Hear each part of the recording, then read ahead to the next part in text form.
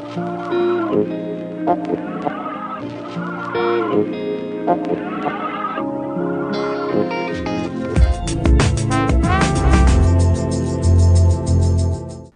buenas, señoras y señores, bienvenidos. Bueno, vamos a hablar con este hombre que algunos me dicen por ahí, ¿cuándo lo va a traer otra vez? Alfonso, muy buenas tardes, bienvenido. Hola, buenas tardes. Como me preguntas, ¿cuándo va a venir el hombre este que hable tanto? Pues tengo aquí unas preguntas para ti, pero lo primero, como estamos en los tiempos de la poda, ¿no? Y sobre todo de la poda y del quemar de las leñas de los parrales y de algunos otros árboles, háblame, ¿podar bien mejora la calidad del producto futuro o no?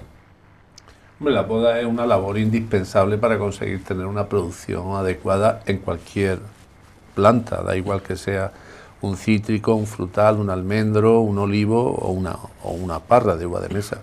Por lo tanto, podar es una labor que debemos de hacer sistemáticamente cada campaña.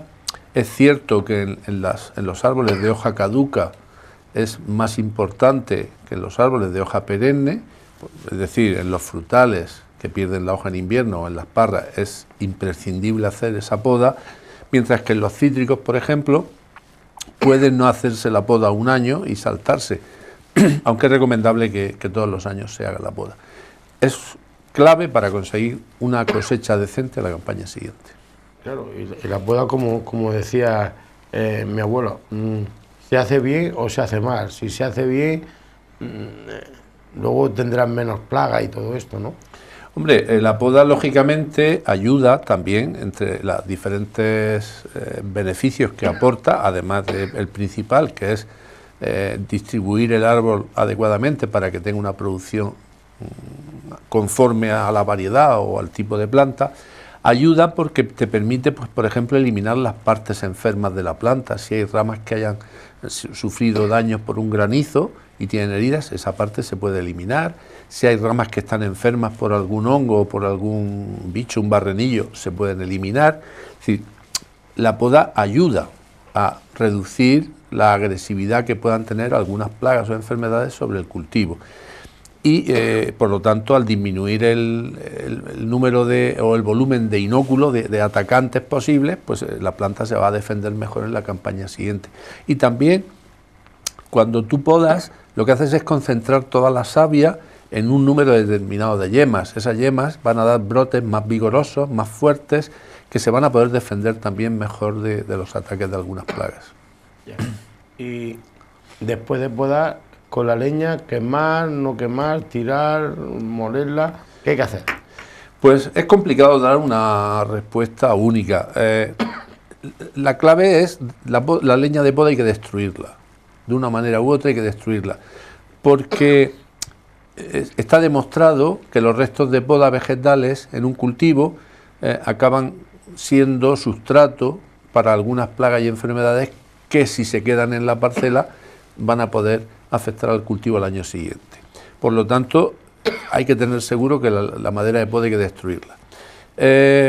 Lo ideal sería quemarla, pero es cierto que ahora, en estos momentos, pues hay ciertas dificultades para la quema, que hay que estar a determinada distancia de cauces o de montes o de ramblas, que hay que tener unas medidas de prevención adecuadas, que hay que tener una zona limpia donde producir la quema que evite posible expansión del fuego, hay que tener agua cerca para poder actuar en caso de que se disperse el fuego.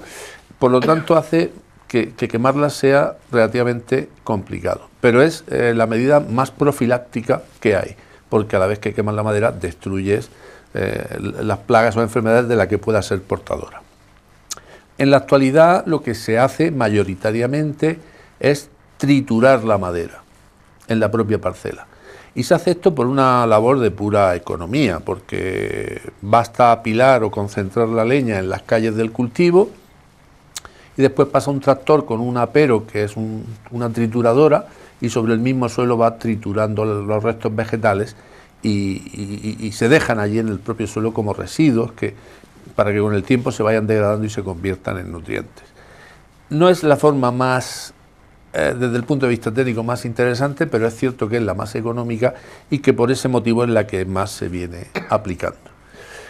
Yo solamente añadiría una cuestión, y es que sería deseable, si fuera posible, que además de triturarla, esos restos vegetales se incorporasen a la tierra, es decir, se produjese una labor de rotavator para poder incorporar, porque eso acelera el proceso de descomposición de los restos vegetales y reduce la posibilidad de que algunas enfermedades se sigan desarrollando, o algunas plagas, sobre los restos troceados, porque cuando dejamos los restos troceados sobre la superficie, en el caso del uva, por ejemplo, hay un barrenillo que afecta a la madera, que se desarrolla sobre restos de madera de poda y que cuando tiene muchas poblaciones acaba atacando a la parra en las partes altas, en los sarmientos del año, con lo cual nos puede causar daño. O hay enfermedades como los hongos de madera que se pueden desarrollar sobre esos restos vegetales, no es que se pueda, que se desarrollan sobre esos restos vegetales y después van a acabar contaminando las partes aéreas de la planta. Por lo tanto, de acuerdo en triturar sobre el terreno, pero además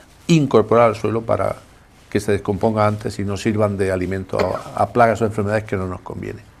Alfonso, cuando se recolecta la uva, ¿es aconsejable dejar unos días para podar, a dejar un tiempo, o nada más acabar la recolección de la uva? Porque ya no creo que queden mucha uva en los parrales, aunque algunos estarán por ahí para la alcoholera. Este año parece ser que no ha sido lo bueno. ¿Es aconsejable? Vamos a ver, es complicado porque, claro, hay variedades que se recolectan en julio y otras que se recolectan en diciembre.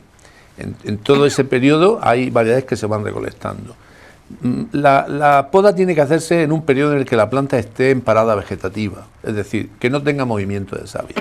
Porque cuando tú haces una poda, lo que haces son bastantes heridas a una planta, y esas heridas son punto de pérdida de savia si la planta está activa. Es decir, si la planta está en ese momento con movimiento de savia, lo que va a hacer hasta que cicatrice esa herida es estar escupiendo savia por ahí. Y por lo tanto no es muy recomendable causarle heridas a la planta cuando ésta está en plena actividad vegetativa. Lo razonable es esperar a que se produzca una parada vegetativa y entonces podar. Las variedades que se recolectan en julio, como las que se recolectan en agosto, en septiembre, mantienen actividad vegetativa, aunque no tengan uvas, más o menos hasta octubre, noviembre, ¿no? En noviembre ya prácticamente todas las variedades suelen tener muy poca actividad vegetativa, y en diciembre prácticamente ninguna, y desde luego en enero, aunque pueda tener uvas colgadas porque no se hayan recolectado por cualquier razón, esas uvas no están ya. La planta no tiene movimiento de savia, entonces hay que buscar siempre podar en periodos que no tenga actividad vegetativa la planta. Cada variedad entra en parada vegetativa en unas fechas, pero oscilando entre octubre, noviembre y diciembre, pero depende de la zona donde esté y el manejo, el tipo de cultivo que lleve. El agricultor sabe perfectamente cuándo ha entrado en parada vegetativa, porque pierde las hojas, se queda pelada, y a partir de ahí es cuando se debería de podar. Alfonso, he leído por ahí que que hay varias formas de podar, sobre todo las parras. ¿Cuál es la que más aconsejas tú? Y sobre todo también hay una manera, si se incrementa la luz a la hora de, parece ser que el fruto después sale mucho mejor. Digamos que cada variedad tiene o puede tener su tipo de poda, dependiendo del vigor y sobre todo de la productividad. Hemos hablado aquí en ocasiones de lo que se denomina índice de fertilidad, es decir, la relación que hay entre el número de yemas y el número de racimos potenciales que da cada variedad. Cuando el índice es 1, quiere decir que por cada yema la planta va a producir un racimo. Cuando el índice es mayor, significa que por cada yema vamos a tener más de un racimo. Y cuando es inferior, pues significa que vamos a tener, no todas las yemas van a dar racimos. Entonces, por ejemplo, Superior es una variedad con un índice de fertilidad de 0,7, 0,8. Eso significa que tenemos que dejar más yemas, o dejar un número de yemas suficiente para tener el número de racimos que consideramos que es una producción razonable para la parra. Por lo tanto, necesita una poda más larga, los sarmientos deberán tener más yemas, que en el caso de Grinson, por ejemplo, que es una variedad que tiene un índice bastante superior a 1 y a veces cercano a 2, es decir, casi todos los sarmientos nuevos del año van a tener hasta 2 uvas, que luego tendremos que quitar. Por lo tanto, no es necesario dejar sarmientos demasiado largos porque con demasiadas yemas, porque tendríamos una superproducción. Por lo tanto, la poda viene definida por ese parámetro. Que cada agricultor conoce su variedad, si tiene que tener una poda larga o tiene que tener una poda corta. E insisto, va siempre en relación a la producción, al número de racimos que suele producir.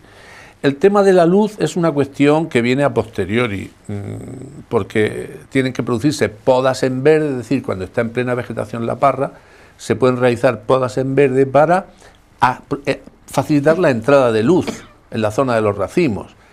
Pero con la poda de invierno lo principal es asegurar la producción de cosecha, o sea, tener el número de yemas adecuado a cada variedad para tener una producción razonable y adecuada. Sí, porque yo veía esta mañana, esta mediodía, no recuerdo en qué canal de televisión, ¿no?, que hablando de la almendra decía que le quitaban las florecicas a los almendros para después que esa almendra saliera más vigorosa, no sé qué, y dejaban pues muy poco las flores estas. Pero te digo esto porque he leído también, no sé cómo, pero yo no me entero, de verdad te lo digo.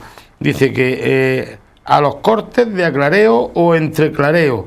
Alfonso, explícame esto, que son los cortes de aclareo o entreclareo. Esto que yo no me entero, yo de verdad que... No, tú no te enteras, yo tampoco. Pues, es decir, no sé de dónde está entresacado esa, yo estoy metido esa frase. En una página que leí sobre los parrales, cuidado de los parrales y tal. No, creo que es de una comunidad, no sé si es valenciana o murciana, no recuerdo ahora mismo. Bueno, lo tendría que mirar después. Sí, el aclareo, no sé si se refiere a racimos o se refiere a sarmientos, y no sé si se refiere a uva de mesa o a uva de vinificación. ¿Ah, que no es lo mismo? No, claro que no.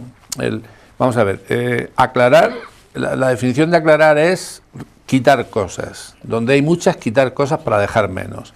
Entonces, hay variedades, antes hemos hablado de la Crimson, donde es necesario aclarar racimos. ¿Por qué? Porque fructifica demasiado. Entonces, si dejásemos todos los racimos, tendríamos seguramente problemas con una superproducción, racimos pequeños, bayas pequeñas, problema de color, etcétera. Conclusión, hay que aclarar racimos. Entonces, a partir de tamaño guisante, después del cuajado, cuando ya vemos los racimos que han cuajado bien, pues hay que aclarar los que han cuajado peor, los que tienen peor forma, los que son excesivamente grandes o excesivamente pequeños, para dejarlo todo. También se puede aclarar en el sentido de variedades que cuajan muchos granos, muchas bayas, y es necesario aclararlas para que luego no se queden los racimos muy apiñados, ¿no? Entonces ahí hay un aclareo manual que tiene lugar en la etapa esa de tamaño guisante, donde con unas tijeras se cortan hombros, se le corta la punta al racimo, se aclara el racimo en ese estado para que luego al engordar no se quede formando una piña que sería inmanejable para comercializarlo. Y también se puede entender por aclarar pues el eliminar sarmientos en plena vegetación, aquellos que no van a servir para dejar como uveros al año siguiente y que no tengan uva, es decir, es una forma de quitar vagos, es decir, quitar elementos vegetales que no aportan nada porque ni van a servir como madera de poda al año siguiente ni tienen uvas, por lo tanto lo podemos quitar. Es una forma, se puede entender como una forma de aclarar sarmientos para dejar más airada, más iluminación en el seno de la parra. Pero no sé en qué sentido has leído o has oído tú esa denominación de aclarado. Sí, aquí le voy a decir a los jefes de esta casa que me pongan aquí para cuando yo lea una cosa después volver. Pero bueno, que te la pongan a ti y a mí para que yo sepa de qué estamos hablando. Sí, es que te digo que cuando venga la próxima vez te lo diré, o de aquí a unos meses. Oye, que si te parece, mira, esto que se lleva ahora mucho en la tele, vamos a hacer un corte para que nos metan publicidad y regresamos para que te siga preguntando sobre el tema de los cultivos de invierno. Venga, ahora vuelvo con todos ustedes. Bueno, ya estamos aquí. Alfonso, como estamos todavía en invierno, vamos con el tratamiento que hay que hacer en el invierno pues a los cultivos de hoja caduca. ¿Qué tratamientos son? ¿En qué consiste? ¿Por qué? Bueno, ¿para qué y cómo? ¿De qué manera? Los tratamientos de invierno tienen como fundamento prevenir, dentro de lo posible, los problemas fitopatológicos que pueda tener el cultivo. Sobre todo cuando el cultivo ya está afectado por determinadas plagas o enfermedades de las que hemos tenido constancia en el ciclo vegetativo anterior. Entonces es conveniente actuar durante la parada vegetativa para reducir esas plagas o esa enfermedad, puesto que no tenemos ningún tipo de riesgo, no podemos o no vamos a quemar fruta ni vamos a manchar hojas, no vamos a tener problemas de residuos porque no hay hojas ni hay fruta, y es más fácil, además, llegar a la diana, al punto donde queramos llegar con el producto, porque no hay hojas que tapen los racimos, hojas que tapen la madera y que hagan que ésta no se moje. Por lo tanto, el tratamiento de invierno es siempre una medida profiláctica orientada a prevenir un problema que ya tenemos en el cultivo. ¿Qué problemas? Pues desde melazo, que es una plaga que pasa el invierno debajo de las cortezas, ácaros, que pasan el invierno debajo de las cortezas, pulgones, que ponen los huevos de invierno o pasan el invierno en forma de huevo, también cerca de las heridas de los cortes, debajo de las cortezas, otras cochinillas, que pasan el invierno debajo de las cortezas o en la madera, ¿sí? O enfermedades como los hongos de madera, que pasan el invierno, como se nos indica en la madera, o el oidio, que pasa el invierno también en forma de cleistotecio, de unas pequeñas bolitas como semillas en la madera. Por lo tanto, los tratamientos de invierno van orientados a defender la planta de esos agentes si ya tenemos constancia que estaban antes en el cultivo. ¿Cuándo hacerlos? Pues hay que hacerlos en la parada invernal, antes de que haya movimiento de yemas, para evitar ningún tipo de daño sobre las yemas, aunque lo más cerca posible a ese momento. ¿Por qué? Pues porque la actividad de la planta está condicionada por la temperatura. Cuando aumentan las temperaturas, la actividad aumenta y empieza a mover la savia para brotar. Esa misma temperatura lo que hace es activar el desarrollo de las plagas y las enfermedades. También se mueven para empezar a atacar los brotes cuando estén verdes. Si acercamos el tratamiento a ese periodo de actividad, va a ser más fácil que consigamos matar la plaga, tener acción sobre ella, que si actuamos en el puro y duro invierno en el que la plaga está refugiada y no tiene ningún tipo de actividad. Por lo tanto, siempre cerca de la brotación, pero antes de que esa comience. Productos, pues es complicado. Yo no suelo decir nunca productos aquí porque es complicado poner nombres que luego el agricultor se le van a olvidar, no tiene papel y lápiz para apuntar. Entonces, pues hay que buscar un asesoramiento a un técnico cualificado que nos diga, pues tengo problemas de melazo en mi parcela, ¿con qué trato en invierno? Y él le va a recomendar con qué producto. O tengo problemas de cochinillas, o he tenido problemas de ácaros muy fuertes el periodo vegetativo anterior, luego es previsible que vuelva a tener, porque los huevos de invierno de araña roja están allí, por ejemplo, en las yemas, y cuando atamos los uberos se nos manchan los guantes de rojo, quiere decir que tenemos plaga. De manera que, y luego el tratamiento hay que hacerlo, pues como si estuviésemos tratando en plena vegetación, pero con la atención de que quizá no hay que ir con tanta presión, hay que llevar menos boquillas, hay que intentar economizar en el sentido de no estar tirando caldo innecesario, porque solo hay que mojar la madera y la proporción de madera respecto a la superficie total es muy baja. Es decir, cuando tienes la parra en plena vegetación, todo es susceptible de mojarse y de retener agua, pero cuando estamos en parada vegetativa solo tenemos madera. Por lo tanto, pues hay que ir, lógicamente, si la plantación es pequeña se podría hacer con pistolete, pulverización a mano para economizar caldo, pero si es una plantación grande, lo razonable es que se haga con atomizador, pero hay que bajar la velocidad, hay que bajar la presión para no consumir tanto caldo y tirar tanto caldo al suelo, para conseguir mojar las partes que nos interesan proteger de esos patógenos, de ese cultivo. Y en cuanto al número de tratamientos que debemos hacer, ¿no hay un número sí, determinado? En invierno solamente hay que hacer un tratamiento, no hay que hacer más tratamientos, hay que hacer un tratamiento en el cual pues tenemos que saber qué elementos tenemos que proteger y mezclar los productos que sean necesarios para combatirlos todos de una vez. Tampoco es necesario, porque dado que hay productos que son polivalentes, que pueden servir para varias plagas o enfermedades, pues generalmente los tratamientos de invierno no necesitan tampoco llevar una mezcla de 6 productos. En cualquier caso hay que tener siempre atención a las mezclas, porque a veces algunos tratamientos de invierno o algunos productos que se utilizan en tratamientos de invierno pueden tener ciertas limitaciones en cuanto a las mezclas, y por eso es conveniente que antes de tomar la decisión nos asesoremos adecuadamente con un técnico cualificado para que nos diga cuándo y con qué tratar para no tener problemas. A ver, Alfonso, ¿por qué le salen a las oliveras unas peloticas como la de los acipreses, de gorda? Y me dice, ¿esto es normal? ¿Es una plaga que puede ocasionar a la olivera?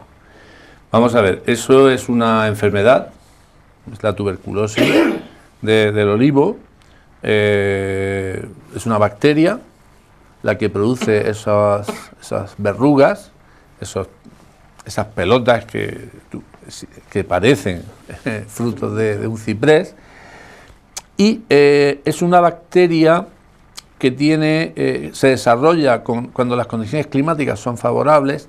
Las bacterias siempre van ligadas a la presencia de lluvias, es decir, en tiempos secos, soleados, calurosos, las bacterias normalmente no tienen actividad.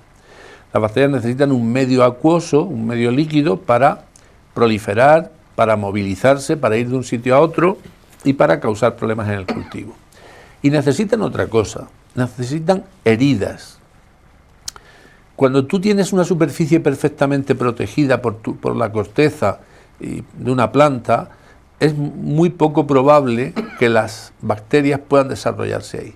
Pero cuando tú tienes la piel con heridas, cada herida es susceptible de ser colonizada por bacterias. Esto viene a ser lo mismo que a las personas. Cuando tú te haces un corte o te haces un rasguño, si no lo tratas adecuadamente, la probabilidad de que se te infecte es bastante alta.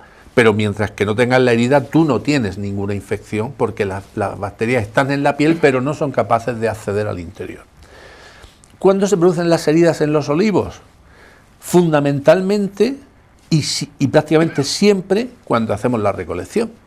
Porque cuando hacemos la recolección o recurrimos a varas para varear el olivo, o recurrimos a vibradores eléctricos que mueven las ramas y que, aunque sea en pequeña medida, producen pequeñas heridas en las zonas donde los dedos del vibrador van golpeando, o, aunque recolectemos a máquina, los peines que van peinando el olivo para extraer la aceituna van produciendo rozaduras, descortezados de algunas partes de las ramas. Esas heridas, si después, en ese intervalo de tiempo inmediatamente después, se producen lluvias o hay humedades altas, pueden ser puerta de entrada para la bacteria. Y esos chancros, esas tuberculosis, se producen en cada una de las heridas que han sido contaminadas por la bacteria. ¿De acuerdo? Por lo tanto, estamos frente a un problema que es endémico. Hay variedades que son menos sensibles que otras, pero casi todas son susceptibles de ser atacadas por esta bacteria. Heridas tenemos todos los años porque de una manera u otra se las hacemos. Además tenemos las heridas que se hacen durante la poda, y si hay una granizada, cada granizo que golpea en una ramita, en una hoja del olivo, produce una herida que también es susceptible de ser contaminada por la bacteria, incluso más que durante la poda, porque hay herida y el agua que viene acompañando al granizo en la tormenta. Por lo tanto, situaciones para tener contaminaciones, muchas. El clima afortunadamente no acompaña demasiado. Si aquí tuviésemos periodos más lluviosos tendríamos problemas mucho más graves de esta bacteria. La bacteria puede llegar a secar el árbol. O sea, si el ataque es muy severo, es muy intenso, puede llegar a secar el árbol. Va secando ramilla, ramilla, ramilla, ramilla, al final lo acaba colapsando. Por lo tanto, es un problema que puede ser grave y que no es más grave, afortunadamente, porque la climatología aquí es poco favorable para su desarrollo. Pero a pesar de eso, hay tuberculosis en el olivo. ¿La solución? Pues la solución es hacer tratamientos, básicamente con productos formulados a base de cobre. Lo que hay que hacer inmediatamente, si uno detecta en su plantación que tiene este tipo de verrugas, sabe que tiene la bacteria, porque la bacteria está justo dentro de esas verrugas. Y en cuanto se producen lluvias, se blandean y a través de las grietas que tienen liberan la bacteria, que a través de las gotas de agua moja toda la superficie de la rama hasta que encuentre una herida y se queda. Si no hay heridas, se va al suelo, pero ahí tiene la fuente. Solución, decía, cuando termino de hacer la recolección de la aceituna, sería, si sé que tengo tuberculosis en el cultivo o en los árboles que he recolectado, lo deseable sería hacer un tratamiento a base de un cobre. cualquier producto a base de oxicloruro de cobre, sulfato de cobre, óxido cuproso, cualquiera de los muchos que hay autorizados en olivo, porque ayuda a cicatrizar las heridas y ayuda a evitar la contaminación. No la elimina del todo, pero ayuda bastante. Lo mismo que cuando hay una granizada, siempre hablamos de un tratamiento fungicida después de la granizada para cicatrizar las heridas. Tiene la misma finalidad, en este caso en olivo, facilitar que esas heridas no sirvan de puerta de entrada para la tuberculosis. Si no tenemos tuberculosis, si no hemos visto ninguna verruga en nuestra plantación, pues el problema es menor, aunque podría llegarnos a partir de cualquier otra plantación vecina. Y desde luego podría llegarnos a través de las heridas de poda. Y lo deja para el final con toda la intención, cuando uno tiene olivos que tienen verrugas, que tienen tuberculosis, deberían de podarse los últimos, nunca antes o en medio de otros sanos, porque si lo hacemos en medio de otros sanos o antes de otros sanos, las heridas, las herramientas que utilizamos en la poda pueden llevar la bacteria a los árboles sanos y contaminarla nosotros mismos a través de la herida de poda. Por lo tanto, si tengo X árboles en la finca y solo algunos tienen verrugas, debo de marcarlos y esos podarlos siempre los últimos, cuando ya haya podado los que están sanos, los que todavía no tienen verrugas. Vamos, que esto no tiene nada que ver con el famoso enfermedad esta que decían del ébola, olivar. No, es una bacteria también, pero afortunadamente no tiene nada que ver, es bastante más benigna. ¿Ah, sí? Y esta es bastante controlable. O sea, solo hay que tener atención con el tema de las heridas. Hay que no variar como si nos fuese la vida en ello, porque cada vez que soltamos un balazo en un olivo estamos generando cientos de heridas y eso significa que estamos apostando porque si la bacteria está allí nos acabe contaminando. Es importante lo del tratamiento después de una recolección, sobre todo cuando es a base de bareo, donde tiene muchas heridas, y especialmente si están los olivos en zonas lluviosas, zonas húmedas o en zonas donde ya hay tuberculosis. Está igual.